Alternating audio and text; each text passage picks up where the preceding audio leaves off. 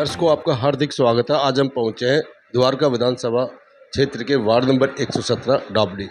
हमारे पास मौजूद है तिलोत्तमा चौधरी जी, निगम पार्षद जी। बहन जी, 4 वर्ष के समथिंग हो चुका है, 4 वर्ष ही हो गए जी। अब अप्रैल में चुनाव कराने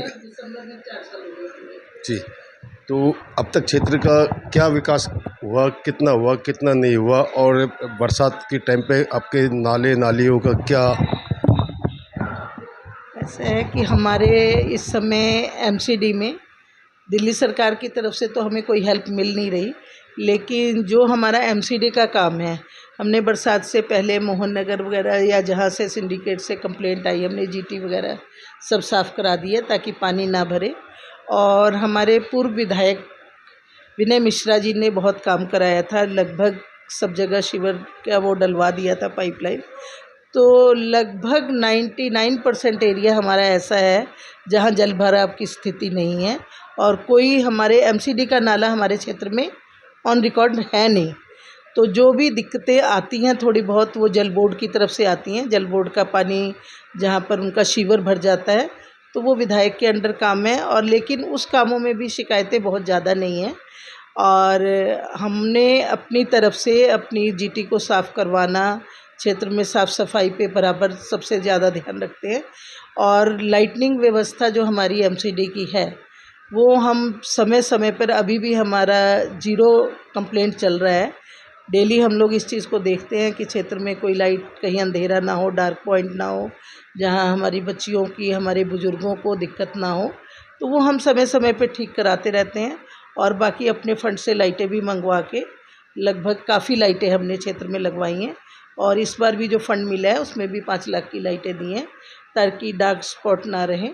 और लगभग जो बचा हुआ एरिया था रोडों के मामले में, उस सब का फंड हमारे पूर्व विधायक विनय मिश्रा जी से हमने लिया था। उसके बाद हमारे पास एक भी रोड नहीं बच जानी थी जो नहीं बनी हो, तो वो अब प्रद्युमन राजपूत जी के द्वारा वो सारे काम चल रहे हैं। जो बची हुई रोड्स हैं, तो वो भी, उनकी संख्या भी काफ़ी कम है। लगभग हमारा क्षेत्र बहुत अच्छी तरह से डेवलप्ड है और कोई दिक्कत है नहीं।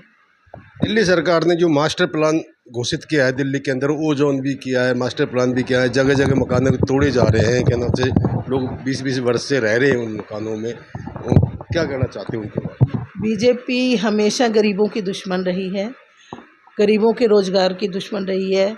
जो 2000 नौकरियां कही, किसी भी युवा को उन्होंने नौकरी नहीं दी।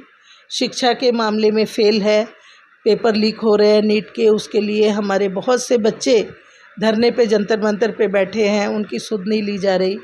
और जो शिक्षा मंत्री, केंद्रीय शिक्षा मंत्री का बच्चे इस्तीफ़ा मांग रहे हैं, वो नहीं लिया जा रहा। कोई भी काम जो फेल होता है उसके लिए अगर जनता आवाज़ उठाती है तो उसको देशद्रोही कहा जाता है।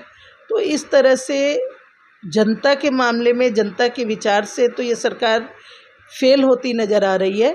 क्योंकि जो लोग 40-40 साल से रह रहे थे, उन मकानों को तोड़ देना कहाँ की इंसानियत है। जब से दिल्ली सरकार सत्ता में आई है, जगह जगह पर हम देख रहे हैं कि बुलडोज़र का आतंक मचा हुआ है। कहीं 12 बुलडोज़र चल रहे हैं, कहीं शालीमार जैसे जो सीएम का अपना एरिया है, उसमें बहुत सी प्रॉपर्टियों को ध्वस्त किया गया है। तो जनता इस समय बहुत ज़्यादा चिंतित है कि किसका, कईयों की दुकानें जो 50-50 साल से कई पुश्तें उस दुकानों को देखती आई थी, उन सब मार्केटों को तोड़ा जा रहा है। तो गरीबों को लग नहीं रहा कि ये जो दिल्ली सरकार है इस फेवर में है कि आम जनता, गरीब जनता दिल्ली में सैकड़ों सालों से जिस तरह से रह रही थी, अब आराम से रह पाएगी। आज आप तो यहाँ बैठे हुए हैं, आपने देखा कितने लोग इस तरह के आए हैं जिन पर कि नोटिस चिपकाए जा रहे हैं, उनके घरों को, दुकानों को तोड़ने की बातें हो रही हैं।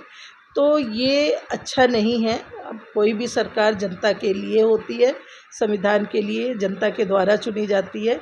तो जनता का फेवर हमें करना चाहिए, और जिस चीज़ में बीजेपी अभी बिल्कुल फेल होती नज़र आ रही है।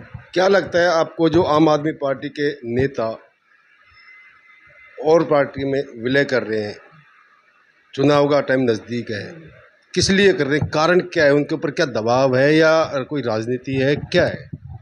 निश्चित रूप में ये राजनीति है।